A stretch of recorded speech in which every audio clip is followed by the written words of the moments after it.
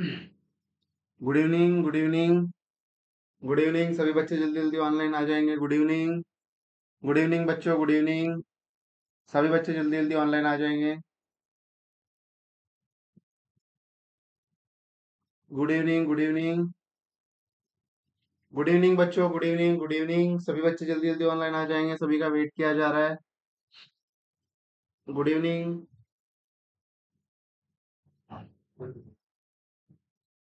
Good evening बच्चों, good evening.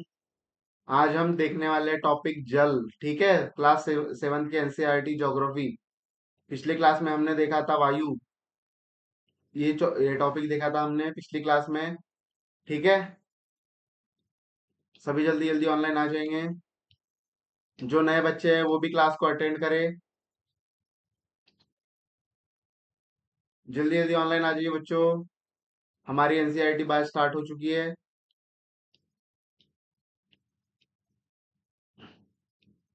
जल्दी जल्दी ऑनलाइन आ जाइए बच्चों, जल्दी जल्दी ऑनलाइन आ जाइए। क्या क्लास स्टार्ट की जाए? क्लास स्टार्ट की जाए बच्चों। Good evening, good evening, good evening बच्चों, गुड इवनिंग। तो चलिए क्लास स्टार्ट करते हैं। जो भी नए बच्चे हैं वो क्लास को सब्सक्राइब कर दे, लाइक कर दे और कमेंट भी कर दे। ठीक है, अगर कोई क्वेरीज होते हमें पूछे भी। तो चलिए क्लास स्टार्ट करते हैं हम। जल के बारे में सोचने पर आपके मस्तिष्क में क्या चित्र बनते हैं? हम क्या टॉपिक देख रहे हैं? जल। ठीक है, कौन सा टॉपिक देख रहे हैं हम? जल। ध्यान से देखेंगे। ठीक है, और नोट्स के बारे में मैं आपको बताया था मैंने। जो जो चीजें मैं हाईलाइट करता हूँ वो चीजें आपको अपने एनसीईआरटी में हाईलाइट करनी है नोट्स के इसके। ठीक है, नोट्स के मुताबिक। थलशाला, ये हाईलाइट कर लीजिए। यह छोटे घर के पौधे रखने का कृत्रिम आहत होता है। आगे पढ़ेंगे। जल के बारे में सोचने पर आपके मस्तिष्क में क्या चित्र बनते हैं? आप नदी, जलप्रपात, वर्षा की रिमझिम, अपने नल के जल के बारे में सोचने लगते हैं। बच्चे वर्षों से भरे गड्ढे में कागज की नाव तैराकर बहुत खुश होते हैं। दोपहर तक गड्ढे में जमा जल गायब हो जाता है। वह जल कहाँ चला जाता है? सूर्य के तप के कारण जल वाष्पित हो जाता है। ठीक है, इन चीजों को ऐसे हाईलाइट करेंगे। क्या लिखा है यार? सूर्य के तप के कारण जल वाष्पित हो जाता है। ठंडा होने पर जल वाष्प संघनित होकर बादल का रूप ले लेता है। यहाँ से वर्षा, हिम अथवा सही वृष्टि के रूप में धरती या पृथ्वी पर नीचे गिरता है। धरती या समुद्र पर नीचे गिरता है। जिस प्रकार जल लगातार अपने स्वरूप को बदलता रहता है और महासागरों, वायुमंडल एवं धरतियों के बीच लगातार चक्कर लगाता रहता है, उसे जल चक्र कहते हैं। जल चक्र किसे कहते हैं?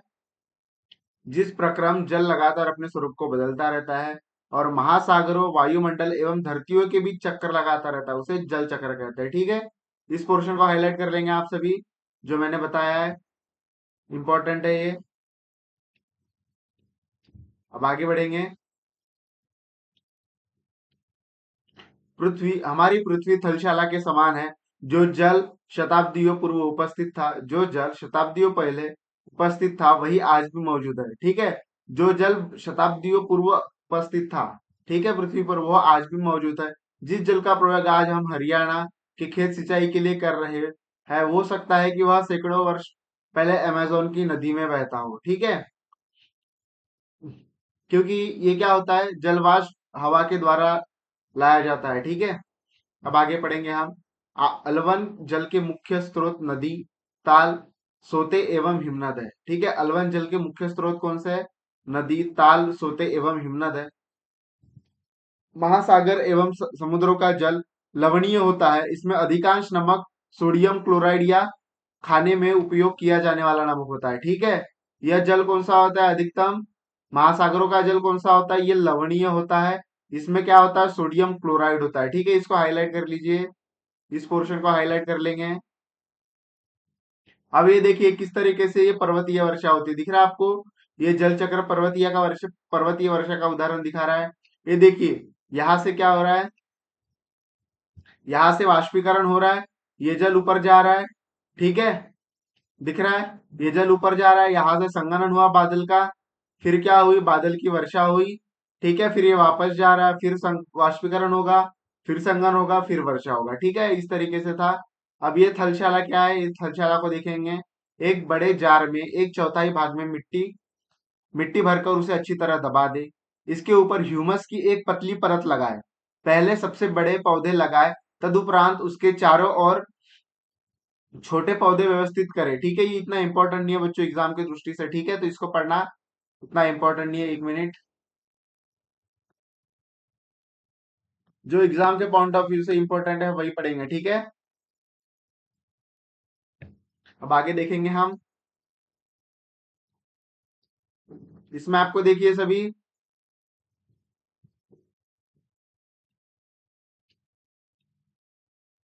क्या दिखा है। इसमें विश्व की प्रमुख समुद्र, झील एवं नदियां, ये मैं आपको बता चुका हूं, लेकिन हम देख लेंगे इसमें एक बार, सभी देख लेंगे, एक बार रिवाइज हो जाएगा आपका। देखिए, मैंने आपको क्या बताया था वर्ल्ड जो फिजिकल ज्योग्राफी में, जब हम नॉर्थ अमेरिका पढ़ रहे थे। ठीक है, तो मैंने आपको बताया था कि मिसिसिपी और मिसौरी एक नदी है। उसके बाद विनिपेग झील, सुपेरियर झील, ह्यूरॉन झील, इसके बारे में बताया। फिर ग्रेट बियर, ग्रेट स्लेव, इसके बारे में बताया। फिर ग्रेट सॉल्ट लेक के बारे में भी बताया था मैंने आपको। ठीक है, यहाँ पे भी वही दी हुई है। उसके बाद मैंने आपको कैरेबियन सागर के बारे में भी बताया था आपको। ठीक है, प्रशांत महासागर के बारे में बताया आपको। ये अमेजोन नदी है, इसके बारे में भी बताया था आपको। ठीक है, फिर यहाँ देखेंगे हम हमारी, यहाँ नाइजर नदी, फिर हमारी विक्टोरिया नदी, हमारी कांगो नदी जो विषुववृत्त को दो बार काटती है, यह आपको बताया था मैंने। फिर ये हमारी दनबू नदी, काला सागर, कैस्पियन सागर। ठीक है, ये सब चीजें हमारी हो चुकी है फिजिकल ज्योग्राफी में। फिर ये हमारी यहाँ ऑरेंज नदी, ये हमारी डार्लिंग नदी, ये हमारा कोरल सागर, ये सब चीजें हमारी हो चुकी है। ठीक है, हमने पढ़ाई दी है। अगर आप नए हो तो आप हमारी फिजिकल ज्योग्राफी क्लास कर सकते हैं।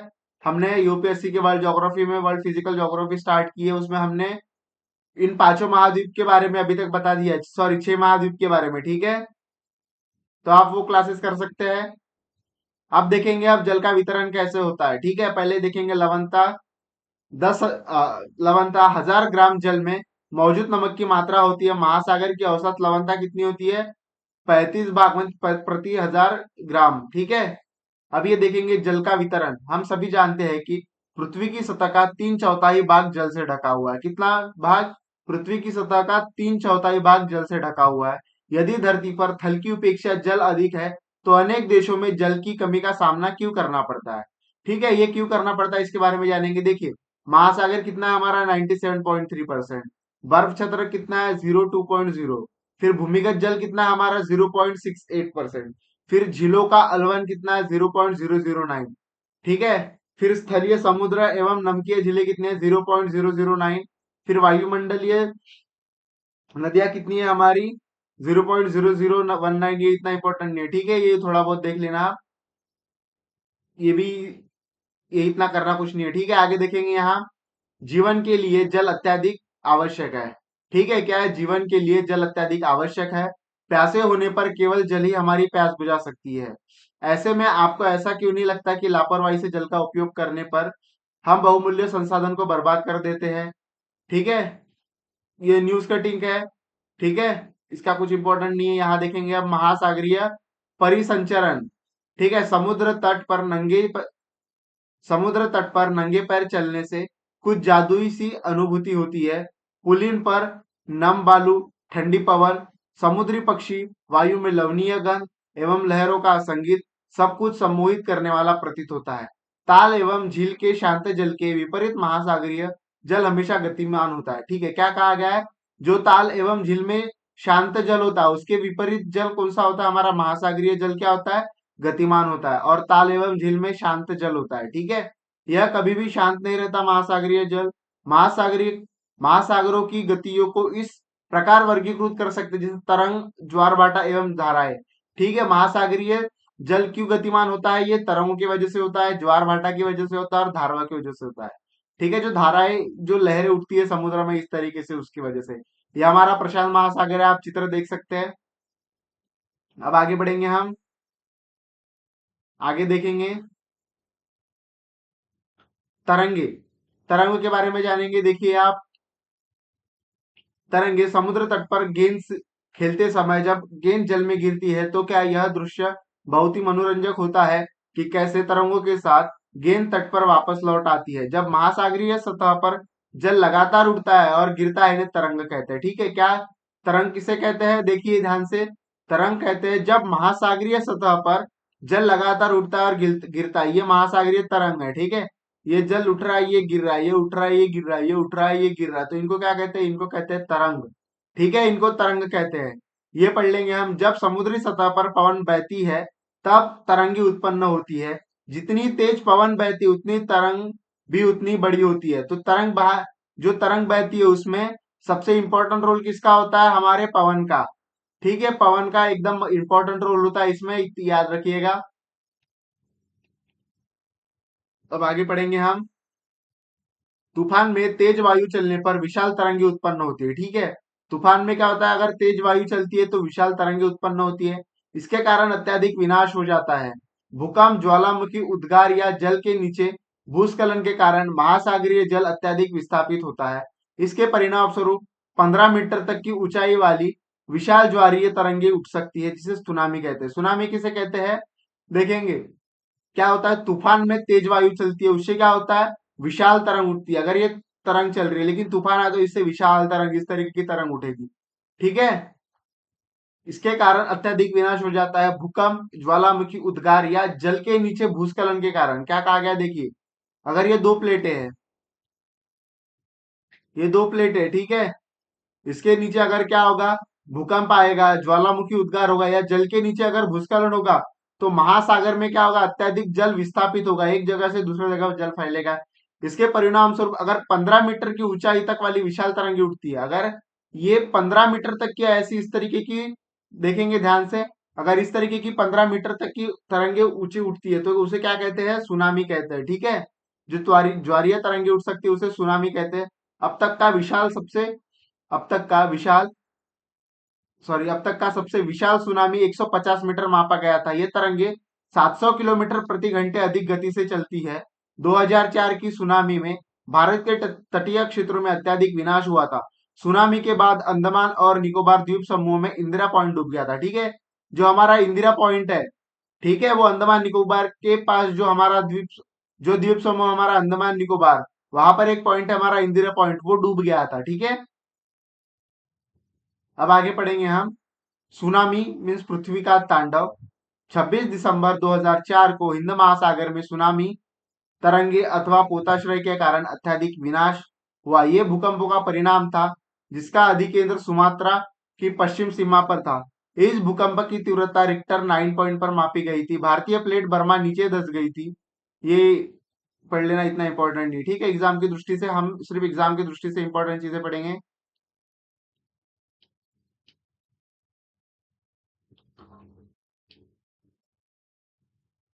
हाँ, कुछ चीजें हैं, थोड़ा सा मैं दिखा देता हूँ आपको इसमें, 1 मिनट पढ़ लेते हैं इसको। ठीक है, 26 दिसंबर 2004 को हिंद महासागर में सुनामी की लहरें अथवा पोताश्रय तरंगों के कारण अत्यधिक विनाश हुआ। ये तरंगे उस भूकंप का परिणाम थी जिसका अधिकेंद्र सुमात्रा की पश्चिम सीमा पर था। इस भूकंप का तीव्रता रिक्टर स्केल 9.0 मापी गई थी।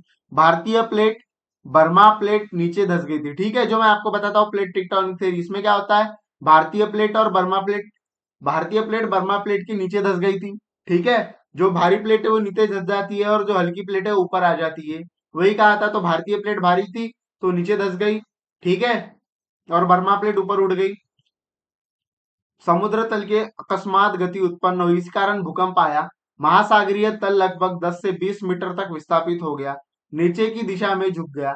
इस विस्थापन के कारण निर्मित अंतराल को भरने के लिए विशाल मात्रा में महासागरीय जल उसी ओर बहने लगा। फलस्वरूप दक्षिण एवं दक्षिणी पूर्व एशिया के समुद्री तटों से जल बहने लगा। भारतीय प्लेट के बर्मा प्लेट के बीच नीचे चले जाने पर जल वापस समुद्र की तटरेखा पर लौटा। देखिए क्या कहा गया यार, जो भारतीय प्लेट थी और अपनी बर्मा प्लेट थी, जो भारी प्लेट नीचे धंस गई और हल्की प्लेट ऊपर आ गई, तो फिर क्या हुआ? जल वापस समुद्र तट की ओर लौटा। यह जल लगभग 800 किलोमीटर प्रति घंटे की गति से आया था, जिसकी तुलना व्यावसायिक वायुयानों की गति से की जा सकती थी। इसके परिणाम स्वरूप हिंद महासागर में कुछ द्वीप पूर्णतः डूब गए। ठीक है, जब क्या हुआ? जब जल का स्तर ज्यादा बढ़ गया तो द्वीप डूब चुके थे। ठीक है, भारतीय सीमा का जो दक्षिणी बिंदु इंदिरा पॉइंट, जो अंडमान निकोबार द्वीप समूह पर स्थित है, वह पूरी तरह डूब गया था। जब सुमात्रा में भूकंप के अधिकेंद्र की तरंगे सुमात्रा की तरफ अंडमान द्वीप समूह एवं श्रीलंका की ओर बढ़ रहा था, तो तरंग की लंबाई क्या हो गई, कम हो गई। जल की गहराई जल की गहराई भी कम होने के साथ इनकी गति भी 700 से 900 प्रति घंटे किलोमीटर या 70 किलोमीटर प्रति घंटे से कम हो गई। समुद्र तट से सुनामी की तरंगे 3 किलोमीटर प्रति घंटे की गहराई तक, फलस्वरूप 10,000 से भी अधिक लोगों की मृत्यु हो गई और 1 लाख से भी अधिक घर प्रभावित हो गए। भारत में आंध्र प्रदेश, तटीय प्रदेश, तमिलनाडु, केरल, पुदुचेरी और अंडमान निकोबार द्वीप समूह भी इससे प्रभावित हुए। ठीक है, जो तटीय प्रदेश तो इससे क्या हुआ, प्रभावित हुई। यद्यपि पहले से भूकंप का अनुमान लगाना संभव नहीं है, फिर भी बड़ी आसानी से संकेत की 3 घंटे पहले मिल सकते फिर भी बड़ी आसानी से सुनामी के संकेत 3 घंटे पहले मिल सकते हैं। प्रशांत महासागर में प्राथमिक चेतावनी ऐसी प्रणाली क्रियाशील है, लेकिन हिंद महासागर में ये सुविधाएं नहीं है। प्रशांत महासागर की तुलना हिंद महासागर सुनामी कभी भी आती है, क्योंकि यहाँ भूकंपीय क्रियाएं कभी भी होती है। ठीक है, यहाँ देखेंगे क्या बोला गया है। प्रशांत महासागर की तुलना में हिंद महासागर में सुनामी कभी भी आती है, क्योंकि यहाँ भूकंपीय क्रिया बहुत कम होती है। ठीक है, आगे पढ़ेंगे। 2004 में जिस सुनामी ने दक्षिण एवं दक्षिणी पूर्वी एशिया के तटों पर तबाही मचाई, ठीक है, ये थे हमारे दक्षिणी एवं दक्षिणी पूर्वी एशिया के तट। ठीक है, आगे देखेंगे।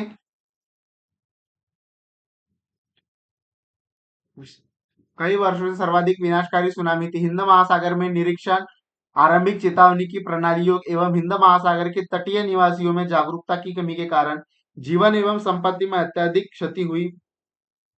सुनामी आने का अर्थ सुनामी आने का प्राथमिक संकेत यह होता है कि तटीय क्षेत्र में जल की जल में तेजी से कम आती है और विनाशकारी तरंगे उठने लगती है।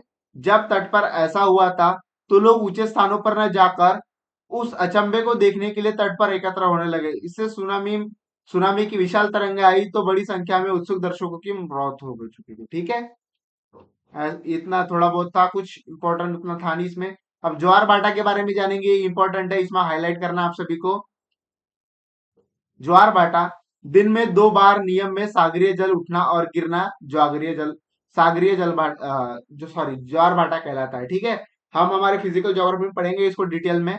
दिन में क्या होता है, 2 बार नियम से महासागरीय जल का उठना, इस तरीके से हमारी पृथ्वी होती है। ठीक है, और इस तरीके से 2 बार, एक बार इधर से उठेगी और एक बार इधर से उठता है जल। ठीक है, वो हम बताएंगे आपको आगे किस तरीके से होता है।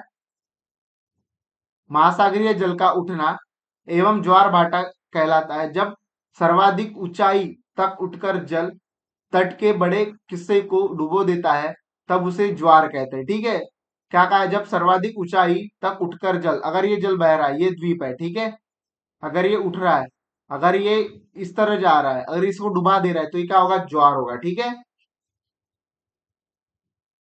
जब सर्वाधिक ऊंचाई तक उठकर जल तट के हिस्सों को डुबो देता है, तो उसे ज्वार कहते हैं। जल अपने निम्नतम स्तर पर आता है, तो उसे तट के पीछे चला जाता है, तो उसे भाटा कहते हैं। ठीक है, देखेंगे आप, ये हमारा एक क्या है, एक स्थल है। ठीक है, और ये पानी की लेयर आ रही है, इधर ध्यान देखिए सभी, ये हमारी पानी की लेयर जा रही है।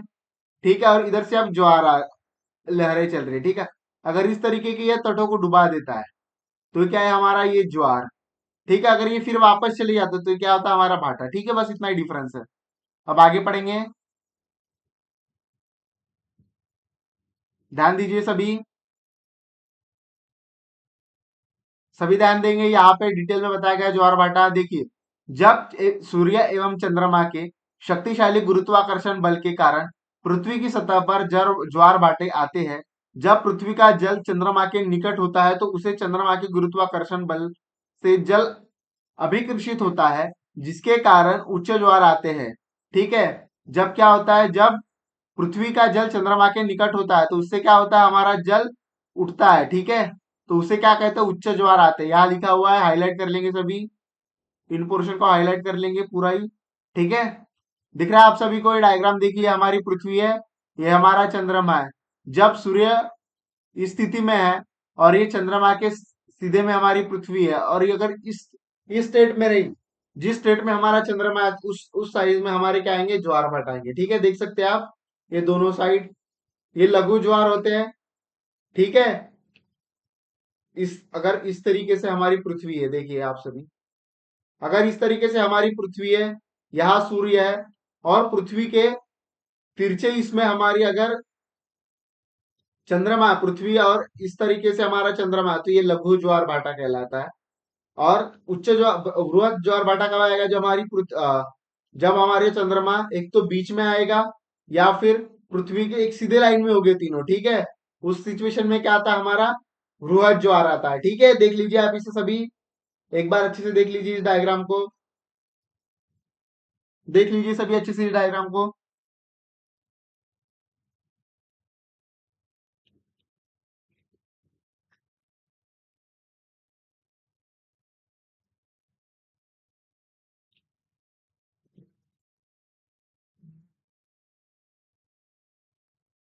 ठीक है, आगे बढ़ते हैं हम अभी। देख लिया आप सभी ने अच्छे से डायग्राम को? ठीक है, पढ़ते हैं हम अभी यहां से। जब पृथ्वी का जल चंद्रमा के निकट होता है, उस चंद्रमा के गुरुत्वाकर्षण बल से जल अभिकर्षित होता है, जिसके कारण उच्च ज्वार आते हैं। पूर्णिमा एवं अमावस्या के दिनों में सूर्य, चंद्रमा एवं पृथ्वी तीनों एक सीधे रेखा में होता है। इस समय सबसे ऊंचे ज्वार उठते हैं, ठीक है। ये आपको याद रखना है सीधी सीधा। अगर पूर्णिमा या अमावस्या आती है, अगर पूर्णिमा और अमावस्या होती है, तो उस टाइम क्या होगा? पूर्णिमा और अमावस्या के टाइम, पूर्णिमा और अमावस्या के टाइम क्या होगा? उच्च ज्वार आएंगे, ठीक है, बृहद ज्वार आएंगे। इस ज्वार को बृहद ज्वार कहते हैं। लेकिन चांद जब अपने प्रथम एवं अंतिम चतुर्थांश में होता है, तो चांद एवं सूर्य का गुरुत्वाकर्षण बल विपरीत दिशाओं में महासागरीय जल पर पड़ता है, तो परिणाम स्वरूप निम्न ज्वार आते हैं, ठीक है। ऐसे ज्वारों को लघु ज्वार भाटा कहते हैं, ऐसे ज्वार को लघु ज्वार भाटा कहते हैं। उच्च ज्वार नौ संचालन में सहायक होता है। यह जल स्तर को तट की ऊंचाई तक पहुंचाते हैं। ये जहाज को बंदरगाह तक पहुंचाने में सहायक होते हैं। उच्च ज्वार मछली पकड़ने भी मदद करते हैं, ठीक है। जो उच्च ज्वार होते हैं उससे क्या होता है? जो मछली पकड़ने भी मदद करते हैं। हाई टाइड क्या करती है? मछली पकड़ने में भी हेल्प करती है, ठीक है। उच्च ज्वार के दौरान अनेक मछलियां तट के निकट आ जाती है। इसके फलस्वरूप मछुआरों को बिना कठिनाई के मछलियां पकड़ पाते हैं। कुछ स्थानों पर ज्वार भाटों से होने वाले जल में उतार चढ़ाव का उपयोग विद्युत उत्पन्न करने के लिए भी किया जाता है, ठीक है। कुछ स्थानों पर क्या किया जाता है? जो ज्वार भाटों से उत्पन्न जल, जल का उतार चढ़ाव होता है, उससे क्या होता है? उससे विद्युत उत्पन्न किया जाता है, ठीक है। अब हम ओशन करंट के बारे में देखेंगे। महासागरीय धाराएं, महासागरीय धाराएं निश्चित दिशा में महासागरीय सतह पर नियमित रूप से बहने वाली जल जल की धाराएं होती हैं। महासागरीय धाराएं गर्म या ठंडी हो सकती है, इसको हाईलाइट कर लीजिए। महासागरीय महासागरीय धाराएं क्या होती है? एक तो गर्म भी हो सकती है, ठंडी भी हो सकती है। गर्म महासागरीय धाराएं भूमध्य रेखा के निकट उत्पन्न होती है एवं ध्रुवों की ओर प्रवाहित होती है, ठीक है। जो महासागरीय धाराएं क्या होती है? भूमध्य रेखा से के निकट उत्पन्न होती है एवं ध्रुवों की ओर प्रवाहित होती है। ये भूमध्य सागर है हमारा, ठीक है। एक प्रकार ये हमारा भूमध्य सागर है, ठीक है। ये और ये यहाँ से ध्रुवों की ओर जाती है, ठीक है।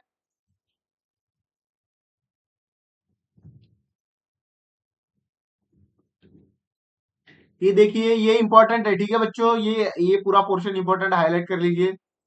अब आगे देखेंगे क्या कहा गया है कि ठंडी धाराएं एवं ध्रुव या उच्च अक्षांशों से उष्ण कटिबंधीय या निम्न अक्षांशों की ओर प्रवाहित होती है, ठीक है। जो ठंडी धारा है वह ध्रुव या उच्च अक्षांशों से क्या होती है? उष्ण कटिबंधीय या निम्न, मीन्स हाई से लो की ओर, ठीक है। हाई से लो की ओर आती है। जबकि गल्फ स्ट्रीम गर्म धाराएं होती है। महासागरीय धाराएं किसी, ये गल्फ स्ट्रीम धारा याद रखनी है आपको। महासागरीय धाराएं किसी क्षेत्र के तापमान को प्रभावित करती है। गर्म धाराओं से स्थलीय सतह का तापमान गर्म होता है। जिस स्थान पर गर्म एवं शीत जल धाराएं होती है, वह स्थान विश्व भर में सर्वोत्तम मत्स्य के लिए क्षेत्र इंपॉर्टेंट माना जाता है। क्या कहा गया? जिस स्थान पर गर्म एवं शीत जल धाराएं होती है, ठीक है। गर्म प्लस शीत जल धाराएं होती है, वह स्थान मत्स्यन के लिए, मत्स्यन के लिए, ठीक है। मत्स्यन के लिए क्या होती है? इंपॉर्टेंट होती है, ठीक है। मत्स्यन के लिए ये लिख लीजिएगा आप, हाईलाइट कर लीजिए इतना पोर्शन, इतना पोर्शन हाईलाइट कर लेना आप सभी को। जापान के आसपास एवं उत्तरी अमेरिका के पूर्वी तट इसके कुछ उदाहरण है। ठीक है, ये देख लीजिए, ये मैं आपको पढ़ा चुका हूँ। ठीक है, बस आपको गल्फ स्ट्रीम वगैरह बताना बाकी है, वो बताऊंगा मैं आपको।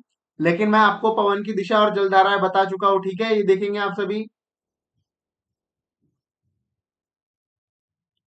ये देखिए, यहाँ से धारा गल्फ स्ट्रीम किस तरीके से बैठ रही है, ये देखिए, इस तरीके से जाती है जल धाराएं। ये हम आगे पढ़ेंगे हमारी फिजिकल ज्योग्राफी में। ठीक है, तो अभी आप इसको देखेंगे। ठीक है, अच्छे से देखेंगे एक बार। ये हमारी जलधाराएं कौन कौन सी है, देखिए, ये हमारी गल्फ स्ट्रीम है। ठीक है, ये हमारी पूरी गल्फ स्ट्रीम है। ये हमारी उत्तरी विषुवृत्त धारा है। ये इक्वेडोर विपरीत धारा है। ये उत्तरी प्रशांत प्रवाह है। ये उत्तरी विषुवृत्त धारा है। ये उत्तरी विषुवृत्तीय विपरीत धारा। ये दक्षिणी विषुवृत्तीय धारा। ये ब्राजीलियन जलधारा। इसके बारे में डिटेल में हम पढ़ेंगे आगे। ये हमारी फॉकलैंड की जलधारा। ये पश्चिमी वायु प्रवाह। ये पश्चिमी वायु प्रवाह। ये पश्चिमी ऑस्ट्रेलिया। ठीक है, हम डिटेल में पढ़ेंगे, तो आप इसका टेंशन मत लीजिए। महासागरीय जलधाराएं हम पढ़ेंगे, उसमें डिटेल में आपको बताऊंगा मैं। देखिए, जहां गर्म एवं ठंडी जलधाराएं मिलती है, वहां फुहारे वाले मौसम बनते हैं। इसके फलस्वरूप नौ संचलन में बाधा उत्पन्न होती है। ठीक है, जहां गर्म और ठंडी जलधाराएं उठती है, तो वहां क्या होती है, वाताग्र वर्षा होती है। ठीक है, और उससे क्या होता है, कुहारे वाला मौसम बनता है। कुहारे वाला मौसम बनता है उससे। ठीक है, ये आपको एक्सरसाइज कर लेनी है खुद से। ठीक है, ये वाली एक्सरसाइज खुद से करनी है। तो आज की क्लास हमारी यही समाप्त होती है, और कल आप ये पढ़ के आओगे, मानव पर्यावरण अनन्य क्रिया, उष्ण कटिबंधीय एवं उपोष्ण प्रदेश। ठीक है, ये इंपॉर्टेंट है चैप्टर। ठीक है, ये आप पढ़ के आओगे कल सभी। ये सभी आप पढ़ के आओगे। ठीक है बच्चों, तो आज की क्लास यहीं पर समाप्त होती है। क्लास अच्छी लगी तो लाइक करें, शेयर करें और सब्सक्राइब करें। ठीक है, धन्यवाद।